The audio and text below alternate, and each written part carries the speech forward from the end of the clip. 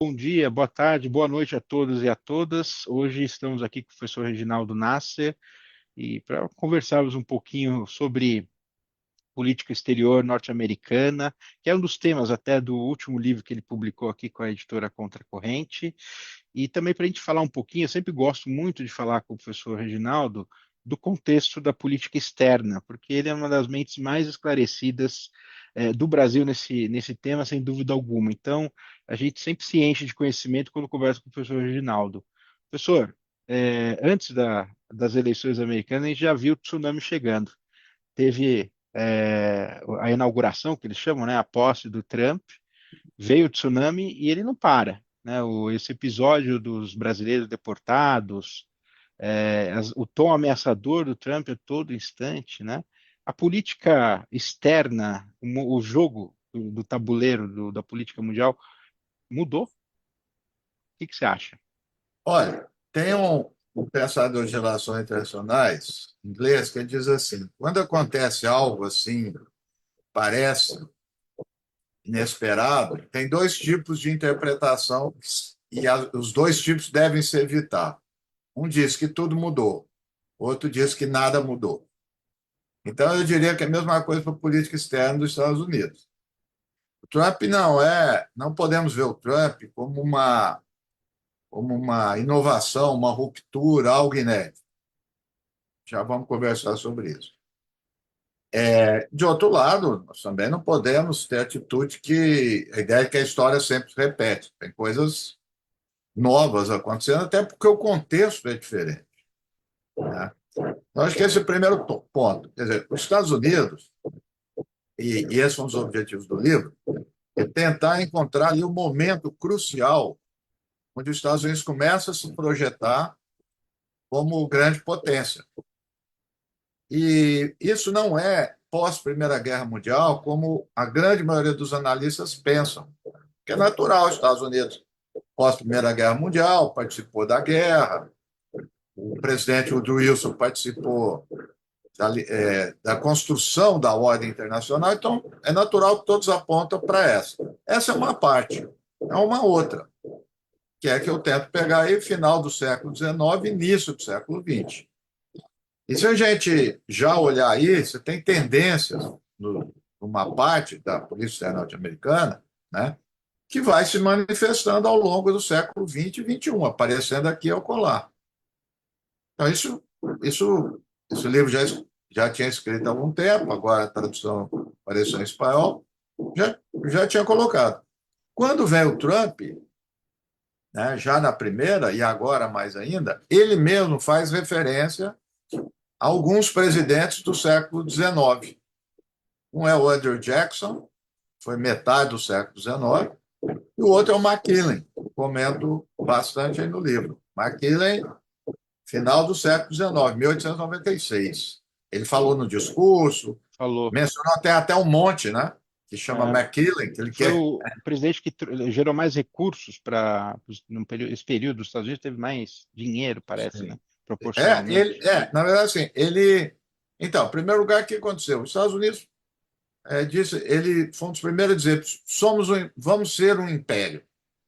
Ele afirma isso explicitamente, não é nuance nenhuma. E vai para Cuba, vai para Filipinas, Caribe, e investe pesadamente na Marinha,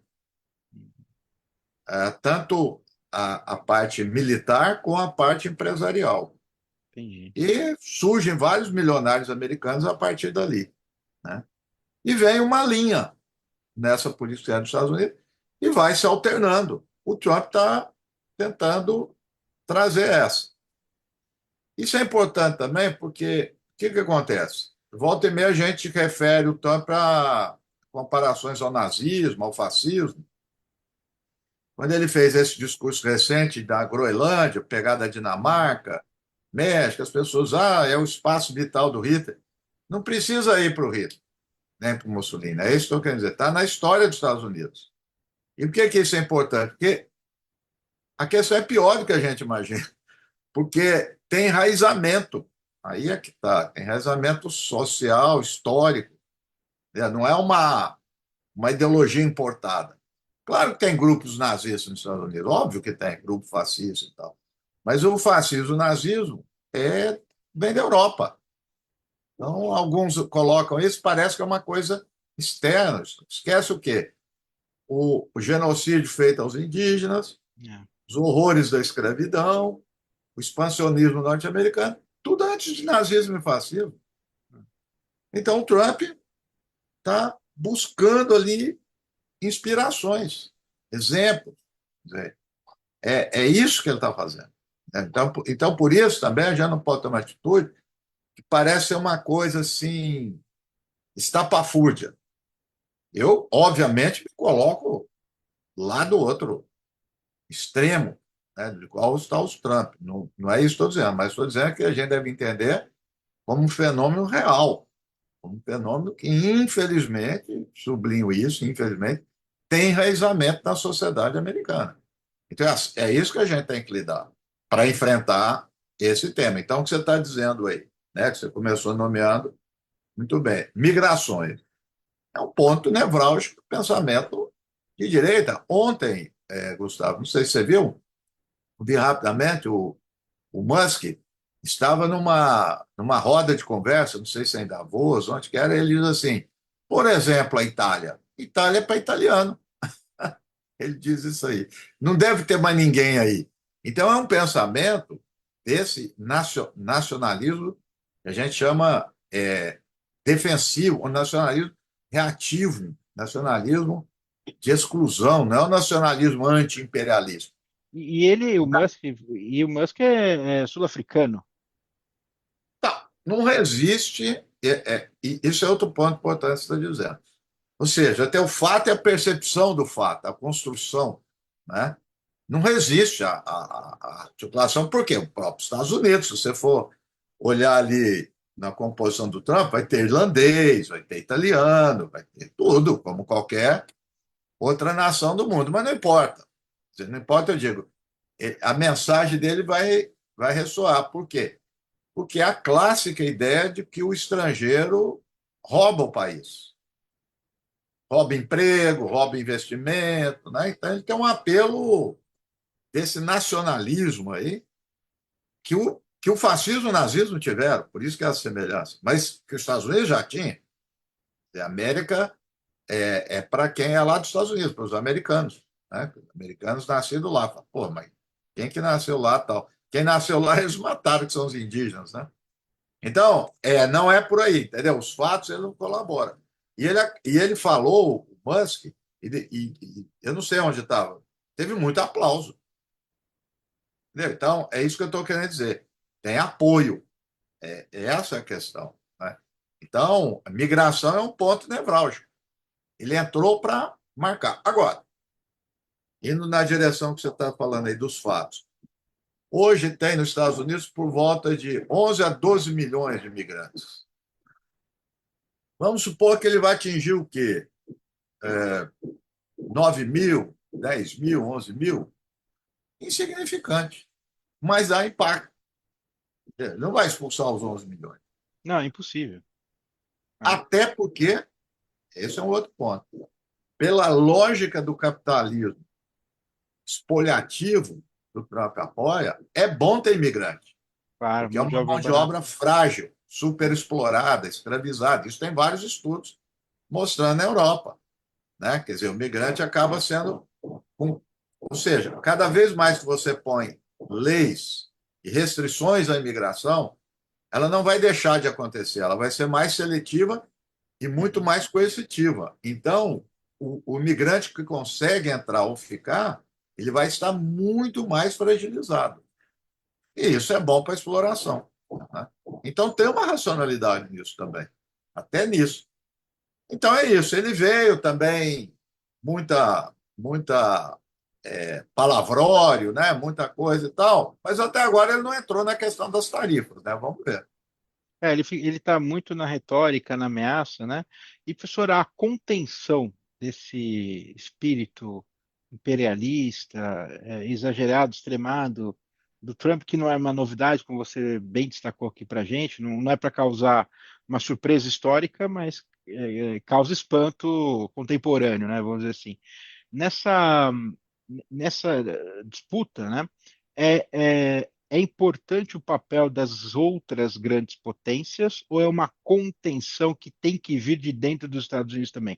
Por exemplo, no Brasil, a gente teve uma contenção do Bolsonaro, graças à sociedade civil organizada, o poder judiciário e tudo mais. Isso também tem que vir de dentro dos Estados Unidos ou a gente tem que esperar só as grandes nações? Não, com certeza, é via dos Estados Unidos. Você que tem muito mais conhecimento sobre isso que eu, da ação do judiciário, da importância disso. O pós-Capitólio e o pós-golpe frustrado aqui no Brasil, se você comparar, mostrou algo inesperado. Ou seja, o Brasil tem uma institucionalidade muito mais consistente, forte, legítima que a dos Estados Unidos. Eu Eu acho cresci. isso também. Eu Ué, acho isso é o também. fato. É, Veja, eu cresci a vida inteira, mesmo criticando. é, Ah, não, o institucionalismo americano, que vem lá dos federalistas, isso, peso e contrapeso, freio isso. contra freio e tal, todo o judiciário americano, famoso e tal, tal. É. Aí o que aconteceu? Entra um presidente num ato. Só um parênteses, meu mestrado foi sobre monarquia do Brasil, tem nada a ver com isso. Mas estudei muitas monarquias. Esse Uhum. ato do Trump é um ato, é um resquício do sistema monárquico, que não teve nos Estados Unidos, mas é. Não, o presidente vem e libera Todo quem está mundo. preso e tal, né? Então você tem resquício. Então isso daí está mostrando fragilidade. Eu tenho dito isso, Gustavo. Então você fala, Uhum. ó, o que o Trump fez? Ó, escuta, se o sistema judiciário é consistente, forte, legítimo, independente, ele vai barrar isso. Então o que a gente tem visto, ele está barrando em alguns estados, outros não. Então por aí, eu acho que vai ser um. Como a institucionalidade é frágil, há uma tendência para o confronto interno muito grande. Tem uma autora, que Interessante. o livro dela foi traduzido aqui, a Barbara Walters, Uhum. ela escreveu que os Estados Unidos vão entrar numa guerra civil. Ela escreveu isso ano retrasado. A Com esse tendência governo agora do Trump. é É o o governo estupim. e a situação que vem. Vamos Tá. supor que a Bárbara, que a Kamala ganhasse. Mesma coisa. Hum. Por outros motivos, vamos dizer, a guerra civil, Uhum. a reação. Então, assim, há uma tensão crescente na sociedade que o governo está refletindo e estimulando. Esse é um Uhum. ponto. O ponto internacional, por incrível que pareça, eu sou mais otimista É no mesmo? controle autônomo. Sim, por quê? Olha só. Quando veio o pós-guerra Ucrânia, ele deixou mais claro o mundo as transformações que a gente já sabia que essas transformações vinham. Né? Tem um descentramento do poder internacional. Só que o pós-guerra da Ucrânia mostrou isso mais ainda para a gente. Por quê? Nunca se viu o número, ou seja, em quantidade e em intensidade, as sanções contra a Rússia. Eu me lembro que eu li o Paul Krugman, um mês, 2 meses depois das sanções, lembrando, pessoal, Paul Krugman é o Nobel da Economia, Uhum. fez uma previsão que a Rússia ia quebrar. Não quebrou. O Nobel da Economia. Por quê? Veio tendências mostrando que tem um outro mundo que não é só o europeu, é o americano. E esse Uhum. mundo está pujante, gostando ou não. Então, há uma tendência já estrutural, não é por vontade dos governos, já de independência, de autonomia desse mundo europeu e americano. Sul global, os BRICS, etc., e todo esse crescimento. Então, essa área econômica, os Estados Unidos, claro que continua com o poder, a grande potência, o dólar é a moeda. Tudo sem dúvida nenhuma. Mas veja a resiliência. Uhum. Veja o Irã, que não é uma grande potência contra a Rússia. Vem sofrendo sanções desde quando? E E tá lá. está conseguindo se virar. Não é o caso de Cuba, infelizmente. Uhum. A gente pode até comentar Cuba. É. Mas o Irã está. Diversificou seu comércio, está próximo da Rússia e da China. Então, esse é outro ponto. O Trump, é outra coisa que as pessoas se enganam, ele não gosta de guerra. Ele não é belicista, né, professor? Apesar das declarações Não é belicista. deste teor, né? Desse teor. Não é, mas não é porque ele é o paz-amor. Uhum. É porque ele quer negócios, É. dinheiro. E a E a guerra pode guerra perturbar. atrapalha. Tem muita gente que vai dizer, e eu mesmo já disse isso, que a guerra traz muito recurso para uma parte da sociedade americana que não é a que ele está sintonizado, Entendi. a indústria bélica. Embora ela vai continuar, muito bem, obrigado. Uhum. Então, veja, isso já tem o primeiro mandato. Muita gente esquece que um dos principais pontos de tensão dos Estados Unidos era com a Coreia do Norte. Ele visitou a Coreia, foi o primeiro presidente depois da visitar a Coreia e fez um acordo de paz com a Coreia. E fez um acordo com o Afeganistão. Retirou as tropas. Foi ele que fez. O Biden entrou, era o acordo que estava em vigência. E Uhum. recentemente, agora eu vi ele criticando o braço direito do Bush, o John Bolton. Porque o Bolton é um estúpido, que ele só se ele e o Bush meteram os Estados Unidos em guerra. E olha o que ele falou. E não deu, não ganhamos nada. Uhum. Então é a lógica dele. Então, por isso que eu não preocupo em relação a isso. Agora, por exemplo, um caso aí é Cuba.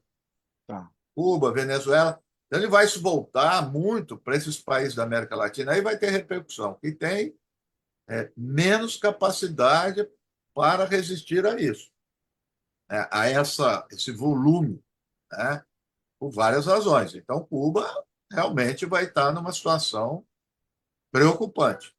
Ele vai arrochar, porque, inclusive, isso, em termos simbólicos, vai ser importante para ele no governo. O Raul, professor Raul, que fez um dos prefácios aí do meu livro, Uhum. teve aqui cubano, da Universidade de Havana, e comentando com ele, ele disse, Reginaldo, agora o Trump não precisa mais de lobby cubano, porque todos eles estão no governo. Todo o pessoal de lobby cubano está no governo Trump. Então, ou seja, eles entraram nisso para ser um símbolo, porque para acabar com Cuba, com o regime cubano, isso vai ser bastante comemorado e vai dar uma energia muito grande para esse grupo Uhum. político norte-americano. Mas finalizando, eu veja, não é que não é preocupante, não tem diferença com o Biden, até tem. Quando você era, você está otimista, eu falei, não é otimista. Se um presidente dos Estados Unidos apoia duas guerras, Ucrânia e Gaza, sendo que uma é genocídio, como é que é pior do que isso? Eu não consigo imaginar pior do que isso. Claro. Então, Gustavo, esse é um dos outros pontos que eu queria colocar, é o seguinte, nas últimas décadas, a diferença entre democrata e republicano foi diminuindo. Esse é outro ponto. Nós estamos falando aqui das migrações. O Biden também expulsou muita gente. Acredito que o Trump vai ser mais, mas ele Uhum. expulsou muita gente. Entendeu? Então, teve uma política bélica. Não teve. A questão do genocídio foi um dos pontos, inclusive, cada vez mais mostra que foi motivo pela Kamala que perdeu a eleição. Sim. Ou seja, o eleitorado progressista realmente progressista do Partido Democrata está descontente há muito tempo e ficou mais ainda. Então, você tem, não é só o crescimento da direita, é também a queda do Partido Democrata, que, bem ou mal, com todos os problemas, tinha ali Civilidade, né? vários grupos e tal que minimamente seguravam as pontas, ou tentavam segurar as pontas. Então, é uma situação também que não. Você vê, nós estamos falando das sanções contra a Rússia, foi feito pelo Biden. Né? Então, eu acho que é um pouco por aí. E, finalizando a guerra da Ucrânia, ao que tudo indica, está com os dias contados. Ele vai retirar esse dinheiro de ajuda à Ucrânia. Ele está enrolando um pouco, fez crítica ao Putin, mas é satisfação para um certo tipo de eleitorado. É Ele isso. vai nisso, com certeza. E ele revelou não gostar muito do Zelensky, se eu fiquei. Não sei se eu vi isso Aí, de Gustavo, relance. na verdade, é aquilo que a gente estava falando, você também falou mesmo. Ele falou assim: esse cara vem aqui só leva dinheiro dos Estados É Unidos. isso. Exatamente. É isso que ele não quer. Ele gostar dele, não leva dinheiro dos Estados Unidos. Sem Ele dúvida. vai fazer isso. Gaza é uma situação deplorável, não vai mudar. Uhum. Teve o acordo de paz É um que ele absurdo. pressionou, mas ele quer transformar aquilo lá num polo turístico, expulsar os palestinos e ganhar dinheiro com Gaza. Essa é a ideia dele. e está aliado com os israelenses e expulsar os palestinos. E, É, professor, é a situação. e deixa eu te fazer uma última pergunta para não tomar muito seu tempo.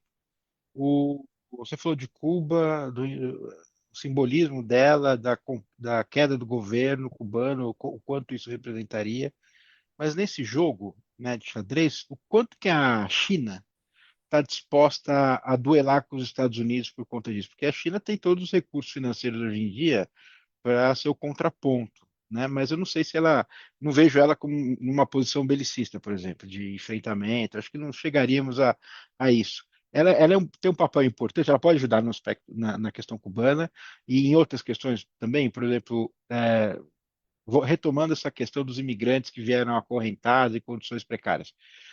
Tem uma violação clara de direitos humanos. Se você põe isso, uma nota oficial, o Biden repreende com, vou aumentar as taxas e tudo mais. O quanto que o Brasil, por exemplo, poderia enfrentar e falar, tudo bem, então taxa aqui, eu vou vender mais aqui para a China. É uma saída? O que o senhor vê Olha, eu quanto a vou isso? já começar com uma frase provocativa. A salvação nossa é a China. Primeiro, nesse sentido, o sistema internacional, a ordem internacional, independentemente de forma de governo, de regime político, ela aí é a opção, cada um vai ter. Eu acredito ser melhor quando há competição, quando há minimamente equilíbrio, para que possa estabelecer alianças e escolhas, né? Guerra Fria, vários problemas, não preciso mencionar aqui, mas tinha um que era algo importante, equilíbrio, né? Equilíbrio de poder, né? Então, você tinha certos regramentos de equilíbrio de poder. Inevitavelmente, já está se fazendo sentir a presença da China. Eu apontei aqui a questão da Ucrânia. O Oriente Médio, ela começou a entrar. A China não entra assim de uma hora para outra, começou a entrar. E essa entrada dela no Oriente Médio, ela trouxe um outro aspecto que foi surpresa para os analistas. Ele dizia o seguinte: ó, a China, que é a questão de comércio, tecnologia, aí ela disputa e tudo, mas ela não entra no campo da segurança. Ela entrou, mas não ela entrou de forma bélica, ela inverteu. Qual foi a grande questão, o grande jogo? Os Estados Unidos sempre veio de ficar jogando a Arábia Saudita contra o Irã, né? Dois países poderosos, têm petróleo, estão ali no Golfo Pérsico e tal, e os dois ficavam. A China entrou no meio, de forma inesperada, mediou um acordo, as tensões entre os dois estão no nível mais baixo nos últimos 20, 30 anos. Surpreendeu, porque a China não entrava nisso, né? A China, são um gesto simbólico ainda, mas recebeu as organizações palestinas, representantes por Hamas. Então, a China começou a entrar nesse campo também. Então, é fundamental. Eu diria que, para além da China, a gente tem assistido a coisa dos BRICS. Às vezes tem problemas, está tendo muito problema interno, com a perspectiva do Brasil, ok. Mas é uma outra perspectiva. Outros países do Oriente Médio entraram, da África, né? E eu tive em Cuba a última vez, há uns 3 anos, eu tinha falado isso, pessoal. Falei, a saída de Cuba é entrar no BRICS está, vamos dizer, acobertada, está sustentada pela China. Não tem outro jeito. Impossível. Então a China tem que comprar isso. Vamos ver se ela consegue comprar. Né? Comprar nesse sentido, comprar briga. Né? E acho que agora é o momento mais favorável. Eu vou inverter. O momento mais favorável para a China é agora com o Trump, porque ele vai jogando os países no braço da China. Então vamos ver se a China está disposta a isso, a incorporar essas alianças locais de forma ilimitada. Veja só, quando o Trump falou do canal do Panamá, na, no contexto, o que ele mencionou? Porque todo mundo ficou falando só do Panamá, do canal. Mas ele disse: o canal está com a China. Falou isso. Então, assim, é isso, quer dizer, um domínio, né, que está com a China, porque a China foi uma ação militar, está com a China, aspas, porque a China está entrando em infraestrutura, comércio, etc. Então, é uma grande disputa que já tinha com o Biden, vai intensificar com o Trump. Daí também a justificativa de sair da guerra da Ucrânia. Ou seja, diminuir a tensão com a Rússia e aproximar, quer dizer, e tensionar mais com a China. O Fareed Zakaria, que é um analista de relações internacionais, muito influente nos Estados Unidos, mais de perfil do Partido Democrata, eu me lembro, logo no início da guerra da Ucrânia, ele chamou atenção, falou: cuidado, governo Biden, você está jogando a Rússia no braço da China. Então, o Trump está tentando fazer esse movimento contrário. Mas é isso que está acontecendo. Agora, por fim, hoje, Gustavo, as potências regionais têm mais poder que tinham antigamente. É. Então, é difícil hoje uma grande potência, seja qual for ela, atuar numa região de forma impositiva apenas. Difícil. Nem na América Latina, nem na África, nem no Oriente Médio, nem na Ásia. Muito difícil. Eu cito sempre, como exemplo, os dois países do Golfo Pérsico, Arábia Saudita e os Emirados Árabes. Por quê? Os dois são aliados históricos dos Estados Unidos, relação militar, econômica, comercial, tem base militar americana. Quando veio a guerra da Ucrânia, os Estados Unidos pressionou para eles aderirem às sanções. Eles não aderiram. Além disso, aumentaram as relações comerciais com a Rússia. Não cumpriram o que os Estados Unidos fez. Não rompeu com os Estados Unidos, mas não fez o que os Estados Unidos queriam. Então, o jogo é outro. Inclusive, tem um autor indiano, o Amitav Sharia, ele não adota a ideia de multipolaridade, que eu gosto mais. Ele chama de multiplex. Por quê? Porque ele entra com essa variável dos poderes regionais e também de atores não estatais, que começam a ter poder, seja organizações políticas, como os Houthis do Iêmen, o Hezbollah, sejam grandes empresas que entram também no jogo. Né? Então, é uma ordem mais complexa do que apenas falar multipolar, que você tem China, Rússia, né, Estados Unidos, Europa, alguns polos, parece que é uma coisa mais mecânica. Esse é mais fluido. Né? Então, essas complexidades regionais também impedem ou arrefecem, vamos dizer assim, esses ímpetos expansionistas que o Trump tem. E, professor, uma última pergunta, porque você falando me fez refletir sobre algo que pode ser pueril. O mundo é diferente, as potências são diferentes, você apontou soluções econômicas para os países, dentre elas a relação com a China. O contexto mudou, se você considerar o pós-guerra, né, a supremacia americana naquela época, tal.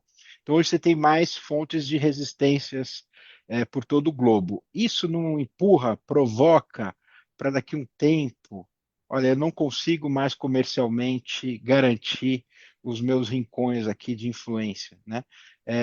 Pode haver por parte dos Estados Unidos, por conta dessa situação, muitas vezes essa sinuca de bico, investidas militares para preservar a sua influência, ou você acha que a gente nunca chegaria nesse ponto, porque, enfim, tem opinião pública, não é algo tão simples assim de se chegar? Olha, tem um ditado árabe que diz o seguinte: você pode até ganhar a guerra de um país montado no seu cavalo, mas para você dominar, você tem que descer dele.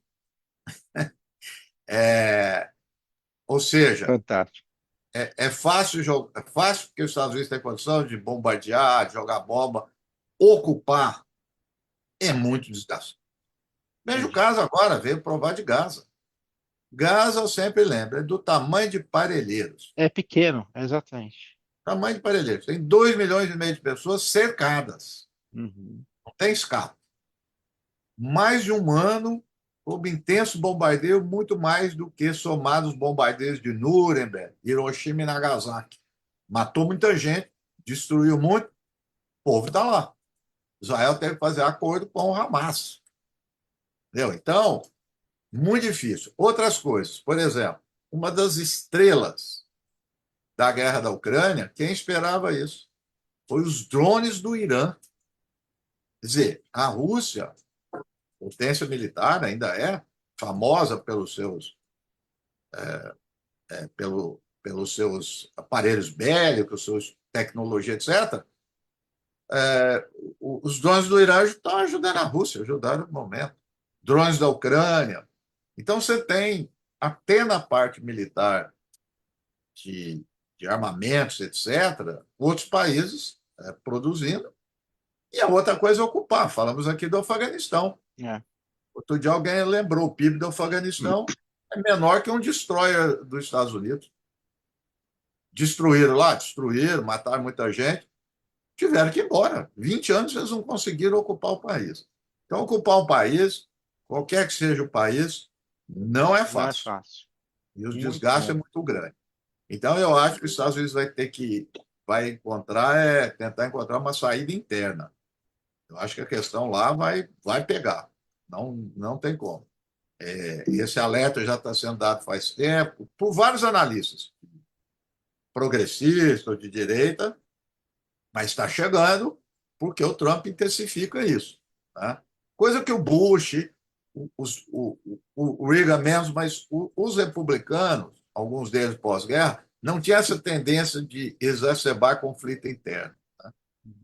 Mas acabou acontecendo com o Reagan, depois agora mais ainda com o Trump. Tá? Mas vai ser, você falou, ele começou com tudo, mas ao mesmo tempo que leva a intensidade, né, da adesão, também leva da rejeição. Né? Claro. Então, isso leva a conflito. Né? Vamos ver. Vamos Vamos assistir o ver. Império. Aí, se for igual ao Império Americano, ele caiu por dentro. O Império Romano. Sim. O Império Romano caiu por dentro. Ele É, estava ganhando todas as guerras. As guerras civis que acabaram com ele. é verdade. Bom, vamos esperar. Acho que a gente vai ter muitos capítulos, professor, e aí já fica o convite aqui para a gente voltar a conversar em outros capítulos, porque é sempre muito, além de prazeroso, é muito instrutivo, né? Tem umas frases aí que só elas já matam todo o raciocínio. Então, eu te agradeço bastante, professor, e até uma próxima oportunidade. Obrigado, Gustavo, pela oportunidade. Um abraço. Valeu.